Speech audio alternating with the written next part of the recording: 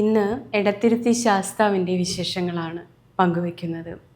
പണ്ടുകാലത്ത് എടത്തിരുത്തി പ്രദേശം ചതുപ്പു ഭൂമിയായിരുന്നു. അതീവ പ്രശ്നങ്ങൾ നിറഞ്ഞു നിന്നിരുന്ന ഒരു ഭൂപ്രദേശമായിരുന്നു ഇവിടെ. അവിടെ കാവൽക്കാർ രാത്രികാലങ്ങളിൽ ഒരു ദീപപ്രഭ പ്രകാശിക്കുകയും അണയുകയും ചെയ്യുന്നതായി ശ്രദ്ധയിൽപ്പെട്ടിരുന്നു. കുറച്ച് നാളുകൾക്ക് ശേഷം ഗ്രാമവാസികളും കാവൽക്കാരുമായി ആ ദീപപ്രഭയുടെ അടുത്തേക്ക് ചെല്ലും തോറും തങ്ങളുടെ ഉള്ളിലുള്ള ഭയം അകലുകയും തങ്ങൾക്ക് നഷ്ടപ്പെട്ട വസ്തുക്കൾ കണ്ടെത്തുകയും ചെയ്തു എന്നാണ് ഒരു വിശ്വാസം.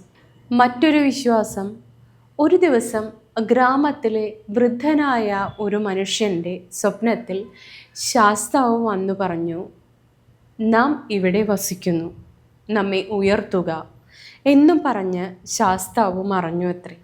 സ്വപ്നദർശനമുണ്ടായ ഈ വൃദ്ധൻ ഗ്രാമവാസികളോട് പറയുകയും ഗ്രാമവാസികളെ കൂട്ടി നാം ഇവിടെ വസിക്കുന്ന നമ്മെ ഉയർത്തുക എന്ന് എവിടെ നിന്ന് വന്നു ആ സ്ഥലത്ത് പോയി നോക്കുകയും അവിടെ ഒരു കല്ല് കണ്ടെത്തുകയും ചെയ്തു.